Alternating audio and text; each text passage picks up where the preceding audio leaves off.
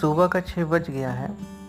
तो आज जाना होता है मामा के यहाँ, क्योंकि वहाँ पे इंगेजमेंट का प्रोग्राम होता है बिटिया का, मामा के। तो फाइनली गाड़ी से हम लोग निकल जाते हैं, मैं, मम्मी, साथ में मेरी बहन। अच्छा, क्योंकि मामा का घर मेरे गांव प्रतापगढ़ से 40 किलोमीटर के आसपास है, तो सबसे पहले हम लोग प्रतापगढ़ जाते हैं और वहाँ से फिर हम मामा के यहाँ जाएंगे। तो धीरे धीरे जब हम बढ़ रहे होते हैं तो अब लगभग प्रतापगढ़ 33 किलोमीटर, यानी हम लोग सुल्तानपुर पहुँच गए होते हैं। फिर वहाँ से पहुँचते हैं तो वही फाइनली जो चिलबिला हमारा है वहाँ से टर्न करते हैं और मामा के यहाँ के लिए जाते हैं। अच्छा, रास्ते में हमारी बाज़ार भी पड़ती है जो कि रखा है। इस समय हम अपने बाज़ार से होके जा रहे हैं। अच्छा, कभी इसी बाज़ार में हमेशा आना जाना हुआ करता था, अब तो काफ़ी डेवलप हो गई है।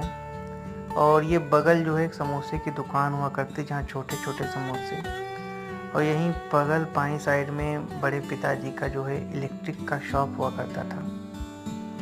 और ये जो पुल है, ये कालू बीर बाबा जी का स्थान है। और इसके बाएं साइड में जो ये नदी है, इस नदी में हम लोग बहुत नहाए हैं, क्योंकि अपना क्लास 4th और 5 मैं यहीं से किया था। तो इसे परैया बोलते थे। तो यहाँ पे स्कूल बंक करके गोला मार के नहाने आते थे। क्या दिन थे वो भी भाई साहब। तो ये फाइनली हमारी प्योर रखा की बाज़ार है, जिसे अब हम क्रॉस कर रहे हैं। और यहाँ से हम लोग अब वाया उड़ैया डी मामा के घर जाएंगे। तो बाज़ार के पास हम शीतलागंज बाज़ार पहुँचते हैं और वहाँ से फिर उड़ैया डी पहुँचते हैं। और अब उड़ैया डी से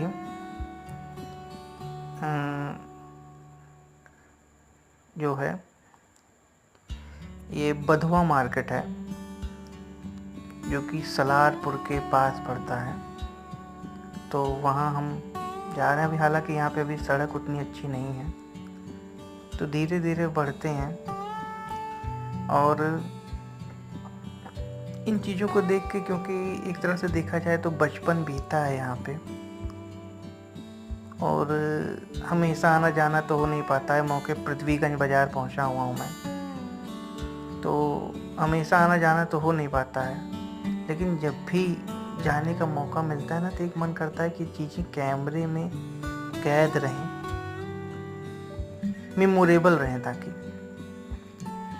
और अब फाइनली जहाँ पे हम पहुँचे हैं, ये मामा का ही क्षेत्र है, उनके यहाँ से ज़्यादा दूर नहीं पड़ता ये एरिया। ये सारी बाज़ार बहुत घूमी हुई है मेरी, लेकिन अभी पहले तो यहाँ की सड़कें बहुत ही पतली हुआ करती थी, जो कि अब काफ़ी देखा जा रहा है कि दोनों तरफ से काफ़ी खाली होकर रोड काफ़ी चौड़ी हो गई है। और अब फाइनली जो कि तेजी बाज़ार है, यहाँ से घूम करके ये शॉर्टकट रास्ता पड़ता। हालांकि मामा की बाज़ार उधर आगे कमला है, कमला बाज़ार।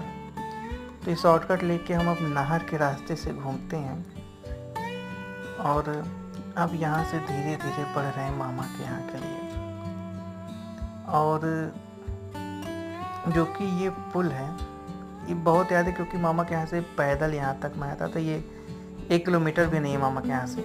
तो यहाँ अक्सर पहले पैदल आते थे खेलने के लिए। और एक बार इस पुल में बड़े बड़े सांप थे, जो कि अंदर ऐसे जैसे बिल में थे, लेकिन वो दिख रहा था कट। तो चीज़ें बड़ी याद ताज़ा हो गई। और अब फाइनली सामने बस मामा का घर आने वाला है। और वो चीज़ें, वो जो मेमोरी थी, वो एक बार फिर से दिमाग में चलने लगी, क्योंकि यहाँ पे बचपन बीता है। और अब हम मामा के घर पहुँच गए हैं। ये फाइनली बिल्डिंग जो सामने मामा के घर की है, तो यहाँ पे चूँकि इंगेजमेंट का प्रोग्राम रहता है तो गाड़ी पहले से एक रेडी रहती है, बस हमारी ही गाड़ी का इंतज़ार हो रहा होता है। ये बहुत पुराना घर है, नाना जी के द्वारा बनवाया गया था ये। तो अच्छा देखिए, घर के सामने जो कि मुझे पसंद है ग्रीनरी, और कुआं तो होता ही है, ये जानवर चरागाह, ये सामने जानवरों का जहाँ पे भूसा वगैरह रखा जाता है। फिर जाता हूँ जहाँ पे मशीन वाला कमरा होता है, इंजन जिसमें होता था, जैसे खेत की सिंचाई के लिए पानी जहाँ पे चलता था। अच्छा, आसपास देखिए कितनी हरियाली, कितना सुकून, कितनी शांति, और ये इंजन और इस टंकी में न जाने कितनी बार नहाया हूँ कि मैं बता नहीं सकता। अच्छा, जब मैं छोटा था तो ये टंकी जो है मेरे गले तक आती थी, मुझे बहुत डर लगता था। मैं नहाता तो था लेकिन इसको पकड़े रहता था कि मैं इसमें डूब न जाऊँ। और ये अच्छा, यहाँ की सबसे अच्छी चीज़ मामा के यहाँ की ये है कि इनकी सारी हरी सब्जियाँ यहीं बगल ही ये सब पैदा होती हैं, और हम लोग उन हरी सब्जियों के लिए बाजार भटकते हैं। ये अमरूद का पेड़, 12 मासी नींबू का पेड़, मतलब हमेशा जिसमें 12 मास नींबू लगते हैं, और आप सोचिए 10 रुपए में 2 नींबू मिलता है यहाँ पे। तो यहाँ तो सब पैसे का खेल है, वहाँ सब मेहनत का खेल है, क्योंकि वहाँ हर चीज़ मेहनत से मिल रही है, अपना खेत है, सब पैदा हो रहा है, और यहाँ हर चीज़ पैसे से मिल रही है। तो ये चूँकि पुराने ज़माने का बनाया हुआ घर है जो कि इस तरह का है, तो मम्मी वगैरह बैठी रहती हैं, और मेरा जैसा कि हमेशा मैं बाहर घूम के आता हूँ सारी चीज़ों को। और ये जो सामने कमरा है, इसमें कभी जैसे आज हम लोग अलमारी में कपड़े रखते हैं, तो यहाँ पे कभी दही, दूध, मट्ठा रखा जाता था, जो कि लाल लाल दूध। फिर यहाँ से हम लोग सुजानगंज बाजार जाते हैं, जहाँ पे इंगेजमेंट का प्रोग्राम होना होता है मामा का। अच्छा, ये बाज़ार जो है सुजानगंज का, ये एटम बम नामक मिठाई के लिए बहुत फेमस है, जो कि छीना, एक प्रकार का छीना मिठाई है, लेकिन बहुत बड़ी छीने की मिठाई है। तो मैं भी एक एटम बम लेता हूँ खाने के लिए, और बड़े चाव से उसको खाता हूँ। भाई मज़ा आ जाता है एटम बम खाने में। और इसको खाने के बाद फिर जिस स्थान पे ये हो रहा था उसका नाम गौरी शंकर है, जो कि काफ़ी दिव्य दरबार है, और कहते हैं कि यहाँ स्वयंभू शिवलिंग प्रकट हुए थे, जो कि इसी खेत की सफाई करते समय मिले थे वहाँ पे। और जब शिवलिंग वहाँ मिलता है तो देखा जाता है तो बहुत पुराना शिवलिंग होता है। तो तब से यहाँ पे मंदिर बन के जो है, क्योंकि वहाँ किसी के सपने में आए थे कि हमारे मंदिर का निर्माण करो, तो वहाँ के आसपास के लोगों ने पहले छोटे स्तर पे, फिर आवाज़, फिर ये बहुत बड़ा स्थान हो गया है। कहते हैं कांवड़ के समय में आप यहाँ दर्शन जल्दी नहीं कर सकते, क्योंकि इतनी भीड़ होती है यहाँ पे। और जीवित समाधिलीन संत का यह स्थान है, जो यहाँ पे बराबर बाबा जी भगवान की सेवा कर रहे थे, वो यहाँ पे समाधि लिए हुए हैं, ये उनका स्थान है। तो भीड़ को मैनेज करने के लिए ये बनाया हुआ है, पुरुष और महिला का अलग अलग, ताकि किसी प्रकार की भी दिक्कतें ना हो दर्शन करने में। और आज जो इतनी आसानी से मैं जाके दर्शन कर रहा हूँ, शायद अगर मैं सोमवार के दिन आता तो तिल रखने की जगह ना होती और इतनी आसानी से दर्शन ना होता।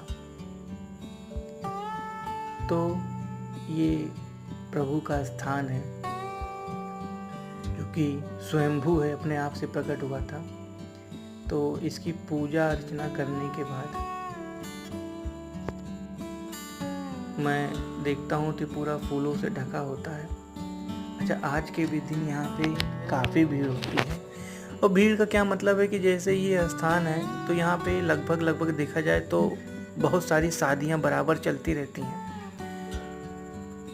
जो कि बहुत ही कम पैसे में उपलब्ध कराया जाता है। और पैसा सिर्फ इसलिए लिया जाता है क्योंकि मंदिर की जो व्यवस्थाएं हैं वो चलती रहें, वो किसी प्रकार से बाधित ना होने पाए। और शिव जी हैं तो नंदी होंगे। और फिर आसपास जो और मंदिर बने होते हैं उनके लिए मैं निकल पड़ता हूँ कि वो कौन कौन से स्थान हैं।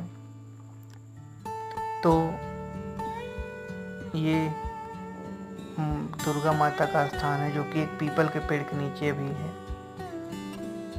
और अच्छा, इतनी बढ़िया हवा चल रही थी, आप देखिए पत्ते कितना वो कर रहे हैं। ये भी हनुमान जी का स्थान है। आगे चल के जो मुझे उम्मीद है कि यहाँ भी सब मंदिर बनेगा ही बनेगा। और ये नीम का पेड़,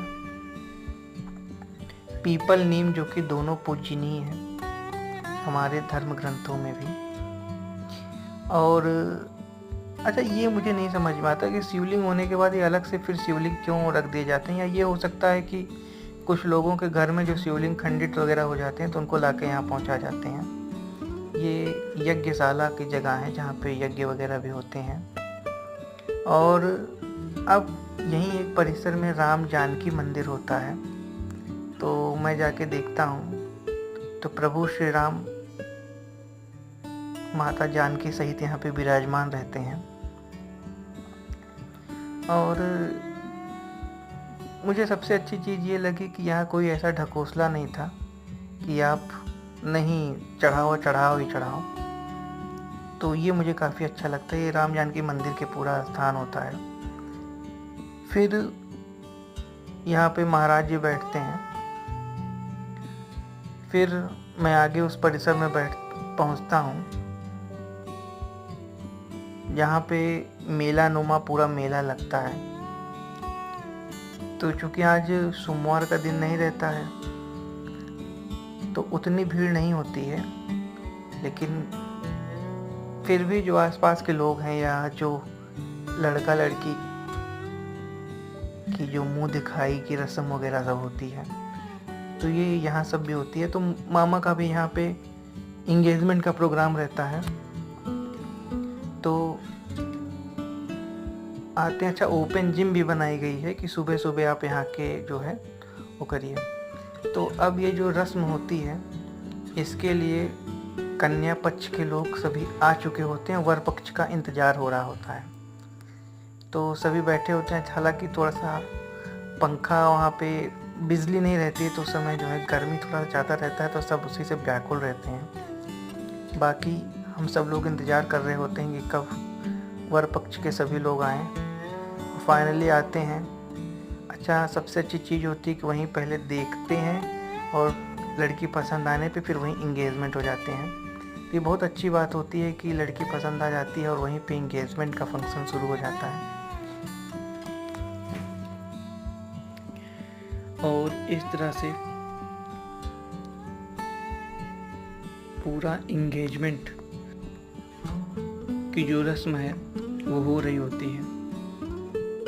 अच्छा, कितनी ये गजब की बातें हैं कि आप सोचिए अपने यहाँ की शादी कितनी संस्कार की चीज़ है, ना कि अन्य धर्मों की तरह एक कॉन्ट्रैक्ट है जहाँ पे पूरे विधि विधान से लड़की का पाणिग्रहण किया जाता है। और अब जैसे कुछ इंगेजमेंट वगैरह की चीज़ें आ गई हैं तो ये भी एक ऐसा होता है कि इससे लड़के लड़की को थोड़ा जानने का समय मिलता है। नहीं तो पहले के ज़माने में तो बिना बताए शादी हो जाती थी। मतलब बिना बताए से मेरा मतलब है कि लोग एक दूसरे को जानते नहीं थे, बस घर वाले देखते थे, दोनों पसंद करते थे और शादी हो जाती थी। और शादियाँ सक्सेस भी थी काफ़ी हद तक। पर आज जो समाज में कलंकता आई है उससे तो राम ही बचाएं। बहरहाल धीरे धीरे ये रस्में निभाई जा रही थी और मेरे लिए भी बड़ा कौतूहल था। देखता हूँ तो बराबर है, लेकिन हर जगह पे मतलब जैसे आप थोड़ी थोड़ी दूर पे जाइए तो चीज़ें वही रहती, बस ढंग और परंपराएं बदल जाती हैं। तो उन्हीं परंपराओं से मैं रूबरू हो रहा था और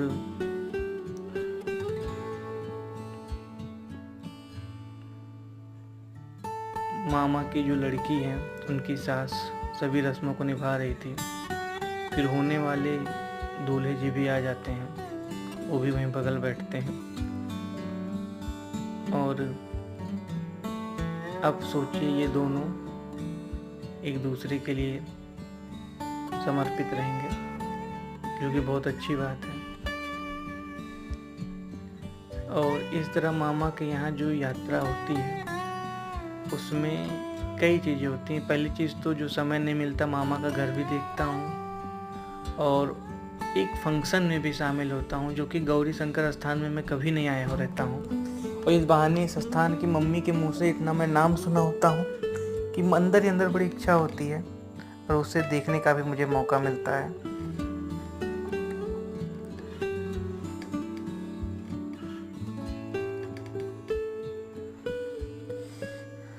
बराबर रस्में चल रही हैं और हम सभी लोग उस रस्मों के साक्षी बन रहे हैं। फिर फाइनली एक दूसरे को रिंग पहनाते हैं, जिसके लिए हम सब लोग यहाँ आए रहते हैं। और रिंग पहनाने के साथ ही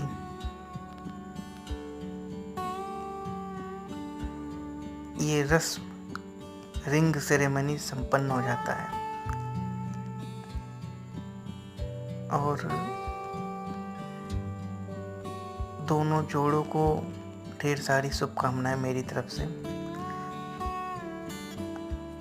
हालांकि अब जल्दी शादी की डेट पड़ेगी, लेकिन फिर भी देखा जाए तो ये बहुत ही अच्छी है चीज़ें हैं।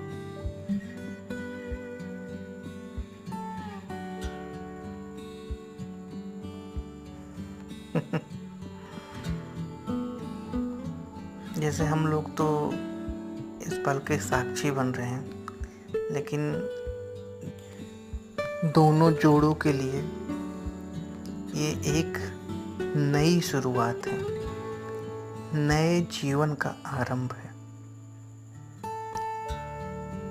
इसके बाद फिर सभी रस्में संपन्न होने के बाद अब विदाई कब आता है और सभी सगे संबंधी अब धीरे धीरे अपने अपने गंतव्य के लिए रवाना हो रहे होते हैं। फिर मैं घर के लिए जो है वापस लौटने समय मैं एटम बम मिठाई को ले लेता हूँ, क्योंकि अच्छा ये मम्मी इतना तारीफ़ कर रही होती हैं और आज सोचिए कि उनकी तारीफ़ से इतने दिन बाद इसे ले जाने का मौका मिलता है। तो हम सब लोग फिर मामा के घर वापस आते हैं और फिर अब यहाँ से हम लोगों को फैजाबाद यानी कि अयोध्या के लिए वापस जाना है। और ये स्थान है जो मुझे हमेशा याद रहता है। अच्छा, पहले यहाँ एक घोड़ों की पोर्ट्रेट थी, वो अब नहीं है, लेकिन एक घड़ी मुझे हमेशा याद रहती है। जब मैं मामा के यहाँ आता था तो इसी कमरे में सोता था और ये घड़ी जो ऊपर थी। फिर फाइनली हम लोग वहाँ से निकलते हैं और आगे चल के बाज़ार में कुल्फ़ी होती है। इतनी टेस्टी कुल्फ़ी मैं क्या बताऊँ। फिर कुल्फ़ी खा के घर वापस आ जाते हैं।